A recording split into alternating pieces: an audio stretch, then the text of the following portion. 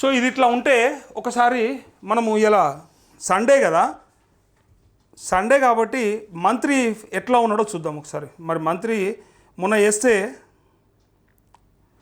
Collector మీటింగ్లో ఉన్నాడు అని చెప్పారు కదా. ఒకసారి నీ ఫోన్ ఇవ్వన్న, ఎవరిదన్నా వేరే ఫోన్ ఇవ్వండి. తుమ్మల నాగేశ్వరరావుకి ఫోన్ ట్రై చేద్దాం. ఎందుకంటే మొన్ననేమో ఆయన సెక్రటేరియట్లో మీటింగ్లు ఉన్నాడు సార్ అని చెప్పిండు కదా, అడుగుదాం మరి ఇప్పుడు ఏడున్నాడు అడుగుదాం.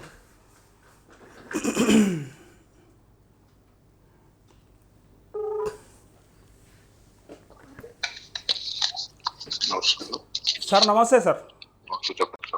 సార్ తుమ్మల సార్తో మాట్లాడాలి సార్. సార్ హలో, రైతు రుణమాఫీ కోసం సార్. నాకు రుణమాఫీ రాలేదు సార్. 2,13,000 ఉంది సార్. అది తెలుసు సార్, కానీ 13,000 కట్టినా సార్. కట్టమన్నారు కదా, అవుతుందా? కాదంటుర్రా? కట్టిన వాళ్ళకి ఎవరికి కాదా? ఓకే, మంత్రి చెప్పిండా సార్ అట్లా కాదని? సీఎం గారు చెప్పిండా? ఓకే, 2 లక్షల మీద ఉన్న వాళ్ళకి వాళ్ళకి కాదు. ఇక ఇది పిఏ చెప్తున్న మాట చూసిరు కదా. 2 లక్షల పైన ఉన్న వాళ్ళకి సీఎం గారు చెప్పేసిర్రు కాదు అని చెప్తా ఉన్నాడు. మాట్లాడదాం, మీరు కూడా ఒకసారి మాట్లాడండి. నేను ఇగో మీకు చెప్పినా కదా మొన్న కూడా, కాదు అని చెప్తే మరి గైడ్లైన్స్ ఎవడ పెట్టుకోమన్నాడు వీళ్ళని. ఆయనతో మాట్లాడిస్తలేరు. ఇక మనకు మొత్తానికి పూర్తిగా మనతో మాట్లాడిస్తలేరు. ఇగో నిన్న కూడా చాలామంది అడిగిరు, అరే నెంబర్ పెడతలేవేం సార్, నువ్వు కూడా దొంగవేనా అని అడిగారు నన్ను. అరే సిగ్గుశరం లేదు మీకు?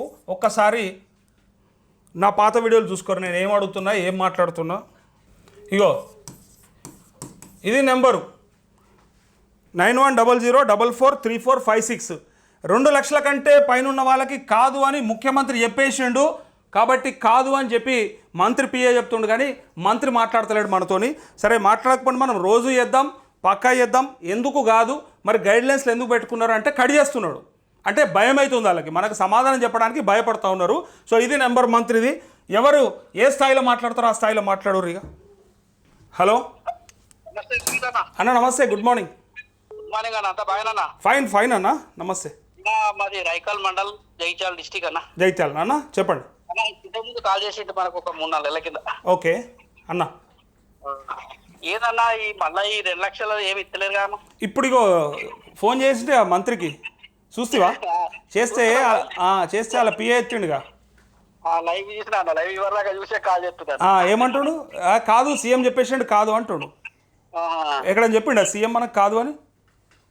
ఏదో చెప్పలేదు అన్న, ఈ లంగపూడ కొడుకులు మళ్ళీ అందుకే నెంబర్ రాసిన ఇప్పటిదాకా. ఆ రైతులు అడిగిర్రు కొంతమంది, అన్న మేము కూడా అడుగుతాం, మేము కూడా మాట్లాడతామని. మాట్లాడండి మీరు తప్పకుండా. సరే అన్న, నేను నా ప్రయత్నం చేస్తా. Okay, thank you. Hello hello అన్న, నమస్తే అన్న. నమస్తే అన్న. అన్న ఇది మనది భూపాలపల్లి డిస్ట్రిక్ట్ గన్పూర్ మండల్ అన్న. అన్న చెప్పండి. అయితే మనకు యాక్చువల్ గా 4th లిస్ట్ అమౌంట్ వచ్చింది అన్న మొన్న ఫ్రైడే రోజు. ఓకే, అదే విషయం ఒకసారి థ్యాంక్స్ చెప్దామని చేసిన మీకు. Okay, thank you. అమౌంట్ వచ్చిందా అన్న? అమౌంట్ వచ్చిందన్న ఫ్రైడే రోజు. ఇలా సండే అంటే మొన్న ఫ్రైడే రోజు వచ్చింది. మొన్న ఫ్రైడే రోజు ఈవినింగ్ చూసుకున్నా, అది మనకు మెసేజ్ అయితే ఏం రాలేదు, బట్ మనకు అకౌంట్ లో రిఫ్లెక్ట్ అవుతుంది అన్న, క్రాప్ లోన్ అకౌంట్ లో. ఓకే, క్రాప్ లోన్ అకౌంట్ లో. మీ ఎక్కడన్నా జిల్లా ఎక్కడ? నాది Bhupalpally district Ganpur mandal union bank అన్న. అచ్చా, Bhupalpally. Bhupalpally district Ganpur mandal union bank. Okay okay, Ganpur mandal union bank లో. అమౌంట్ ఎంత అన్న? అమౌంట్ 1 lakh, యాక్చువల్లీ 1.5 ఉండే అన్న. ఇంట్రెస్ట్ దానికి కొంచెం కలుపుకొని 1.52 వచ్చింది అన్న. 1,52,000 వచ్చింది. Okay okay. సో మీకు థ్యాంక్స్ అన్న, thank you very much for your support. మీరు చాలా ఫైట్ చేస్తా ఉన్నారు. జస్ట్ ఈ విషయం చెప్దామని చేశాను మీకు. థ్యాంక్ యూ సో మచ్ అన్న, థ్యాంక్ యూ. మీ సపోర్ట్ తోనే ఇక్కడ దాకా వచ్చింది ఇది. అవునవునన్న, అందరూ వస్తేనే ముందరికి పోతున్నారు. నిజం చెప్పాలంటే ఈ రుణమాఫీ ఇష్యూ అనేది లైవ్ లో ఉన్నదంటే దానికి నాకు తెలిసి కారణం ఒక వాహిని టీవీ అనుకుంటున్నా. ఎందుకంటే నేను ఒక 3-4 మంది ఇది వరకు కూడా మాట్లాడి ఉంటే మీతో 2-3 టైమ్స్ వేరే వేరే ఇష్యూస్ తోని. ఈ ఇష్యూ అనేది లైవ్ లో ఉన్నది ఎవరన్నా ఒకరికి అంటే మంత్రులకు కానీ ఎమ్మెల్యేలకు కానీ కొంచెం సెగదలుగుతుంది అంటే కారణం వాహిని టీవీ అన్న. సెగదలగకపోతే ఎప్పుడో ఆపేద్దురు, ఎప్పుడో వదిలేద్దురు. అదే ఇప్పుడు ఏంటంటే ఎవరికేమో అంటే రుణమాఫీ గురించి ఎవరైనా చెప్పాలంటే సింపుల్ గా వాహిని టీవీలో ల్యాండ్ అవుతారు అన్న, చూస్తా ఉన్నారు. అంటే ఒకరికి ఒకరికొకరు కింద మెసేజ్ పెట్టుకుని వచ్చిందా లేదా ఇష్యూ ఏంది. ఇప్పుడు మీరు ఏదైతే ఇందాక న్యూస్ చెప్పినరో ఏది కలెక్టర్ల సమావేశం ఈ ముఖ్యమంత్రిది, ఏ ఒక్క న్యూస్ ఛానల్ చెప్పలేదు అన్న యాక్చువల్ గిది ఎలిజిబిలిటీ గిది అని చెప్పి ఆ పేపర్ చూంచలే, అది చూంచలే. అది మనకి ఎక్స్క్లూజివ్ గా దొరికింది. నేను చెప్పినా కదా అధికారులతో టచ్ లో ఉంటా అని, వాళ్ళే ఇచ్చారు మనకి. అది యాక్చువల్గా అది బయటకు ఇవ్వకూడదు. అది వాళ్ళ ఎజెండా కాబట్టి, ఎజెండాలోని అంశాలు కాబట్టి అది చాలా ముఖ్యమైనవి. అది బయట పెట్టకూడదు. వాళ్ళు కలెక్టర్లు కూర్చొని మాట్లాడుకోవాల్సినటువంటి విషయాన్ని మనకు ఇన్ఫర్మేషన్ ఇచ్చారు కాబట్టి మనం చెప్పినాం. అవునవునన్న, అదే అంటే మీ సర్వీస్ అనేది బాగుందన్న. నేను అనేది ఏ పాయింట్ కూడా వదిలిపెట్టొద్దు అనేది నా బాధ. ప్రతిదీ మన వాళ్ళకి తెలవాలి అట్లా. అవును కరెక్ట్ అన్న. ఇంకోటి ఏంటంటే ఇప్పుడు రేషన్ కార్డు 4th లిస్ట్ వరకు అయిపోయింది. ఎబో 2 lakhs ఉన్న వాళ్ళది కూడా ఇట్లనే ఫైట్ చేసి ఏదో ఒకటి చేద్దాం. నేను ఎందుకంటే ఈ ఎలక్షన్ లోపు చేయకపోతే మాకు ఇబ్బంది అవుతుందనే భావన కలగాలి వాళ్ళకి. అవునవునన్న. అయితే మనకు ఎలక్షన్ కూడా అయిపోయినాక మనకు అనిపిస్తుంది అవుతుందో కాదో అని అనుమానం ఉంటుంది. అప్పటిదాకా మనకి ప్రెజర్ పెడదాము, పని చేయించుకుందాం. మనకు ఉన్నదే అది కదా అవకాశము. ఎందుకంటే వన్స్ ఎలక్షన్స్ అయిపోయినాయంటే దీన్ని పట్టించుకోరన్నా, అదే బాధ. అందుకే నోటిఫికేషన్ వచ్చేదాకా నా ప్రయత్నం ఇట్లనే ఉంటుంది. అవునండి. ఇంకోటి ఏంటంటే 4th లిస్ట్ అమౌంట్ కూడా చాలా మంది కొందరు రాలేదని మెసేజ్ పెడుతున్నారు. వాళ్ళ గురించి కూడా ఇప్పుడే ఈ 10 రోజుల్లోనే ఫైట్ చేయాల్సి వస్తుంది. ఎందుకంటే వన్స్ రైతు భరోసా స్టార్ట్ అయింది అనుకో, ఇది మరుగున పడిపోతుంది, ఇది పక్కకు పడిపోతుంది. కరెక్ట్, ఇది మరుగున పడిపోతుంది. యాజ్ వెల్ యాజ్ 2 lakhs అయిపోతుంది. రైతు భరోసాతో వాళ్ళు ఎలక్షన్ వెళ్దామనే ఒక ఆలోచన ఉండొచ్చు. మేబీ దాంతో అటు ఇటు ఏమన్నా అంటే ఇప్పుడున్న పరిస్థితుల్లో అయితే నెగిటివ్ ఉంది. కాంగ్రెస్ వాళ్ళు చేస్తారు, కాకపోతే ఏంటంటే తలా ఒక మాట చెప్పేసరికి నెగిటివ్ స్ప్రెడ్ అయిపోతాను. వాళ్ళు నిజానికి 21 crores చేసిండ్రు, ఇంకోటి ఏదో చేయడానికి ట్రై చేస్తున్నారు రైతులకు. కాకపోతే వాళ్ళు చెప్పే విధానం అది అనేది కరెక్ట్ రీచ్ అయితే లేదు పబ్లిక్. ఇప్పుడు ఎబో 2 lakh ఉన్న వాళ్ళకు అరే పరిస్థితికి ఇది మరి ఇట్లా కడతాం, ఇట్లా ఆలోచన ఉంది, చేద్దాం ఏదో ఒకటి చెప్తే అయిపోతుంది. అందరినీ ఒక కన్ఫ్యూజన్ లో పడేస్తారు. పూటకో మాట చెప్తా ఉన్నారు.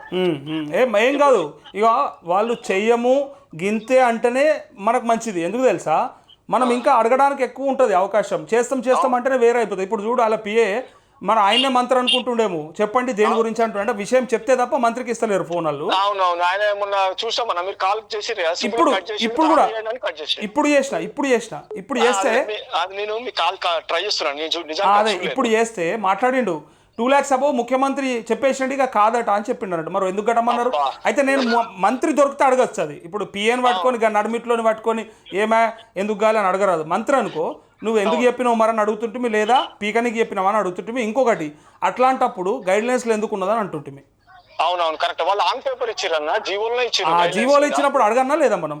అవునవును 100%. అది ఎవరిని అడగాలి? డైరెక్ట్ మంత్రిని అడిగితే బాగుంటుంది. ఇప్పుడు పిఎన్ అడిగినాం అనుకో, ఇక అది ఆడదాకా పోనీయరు, ఇక నెక్స్ట్ టైం మళ్ళీ ఫోన్ పోదిగా. అవును. అయితే ఇంకోటి ఏంటంటే కామెంట్స్ కూడా చాలా వస్తుంది అన్న. ఒక్కసారి తుమ్మల ఇంటర్వ్యూ ఏమైనా ట్రై చేయండి అన్న. మీరైతే స్ట్రేట్ క్వశ్చన్స్ అడుగుతారు, అందరికి నమ్మకం ఉంది. రైట్ అన్న, ఆయన ట్రై చేయండి అన్న కొంచెం. పక్కాగా నేను ట్రై చేస్తున్నా అన్న. ఫోనే దొరకట్లేదు, అండ్ కలిస్తే కూడా అవకాశం ఇవ్వట్లేరు. ఎందుకంటే వాళ్ళకి తెలుసు వాహిని టీవీ మా మీద ఫోర్స్ఫుల్లీ చేస్తా ఉంది, రైతులతో తిట్టిపిస్తా ఉందని ఉన్నది. కాబట్టి మన పేరు చెప్తేనే అవాయిడ్ చేసే ప్రయత్నం ఉన్నదాడా? అదే నాకు కూడా అర్థమైంది అన్న. ఇంకోటి ఏంటంటే మీరైతే బుల్లెట్ పాయింట్స్ ఉంటాయి, వాళ్ళు దొరకబడుతున్నారు ఇంటర్వ్యూ, కానీ ఆ క్వశ్చన్స్ రైతులకు కావాల్సి అడుగుతున్నారు. ఎగ్జాక్ట్లీ, వాళ్ళకు అవగాహన తక్కువ ఉండదు. ఎందుకంటే నేను రోజు రైతులతో మాట్లాడి మనం కూడా రైతుమే కాబట్టి మనకు ఐడియా ఉంది. ఆ ప్రాబ్లం గురించి తెలుసు నాకు. వాళ్ళకి అది ఏముంటుంది, ఒక క్వశ్చన్ లాగా అడుగుతారు, కానీ మనసు పెట్టి ప్రశ్న దాన్ని మనసుతో అడుగుతలేరు వాళ్ళు. రైతులు కరెక్ట్ కావాల్సిన క్వశ్చన్ అడుగుతలేరు, అన్ని అడుగుతారు కానీ రైతులకు కావాల్సిన క్వశ్చన్స్ అడుగుతలేరు. కరెక్ట్ అన్న, ఓకే. నీకైతే పైసలు పడ్డాయి. థ్యాంక్ యూ అన్న. ఓకే అన్న, థ్యాంక్ యూ. చూసిరా, ఆ రైతు పైసలు పడ్డాయని చెప్తుండు. భూపాలపల్లి జిల్లా ఘన్పూర్ మండలం అన్నాడు. 152,000 రూపాయలు ఆయనకి క్రెడిట్ అనేట్టుగా చెప్పిండు. చూసుకోండి, మీకు కూడా పడి ఉంటాయి లేదా పడకపోతే పడతాయి.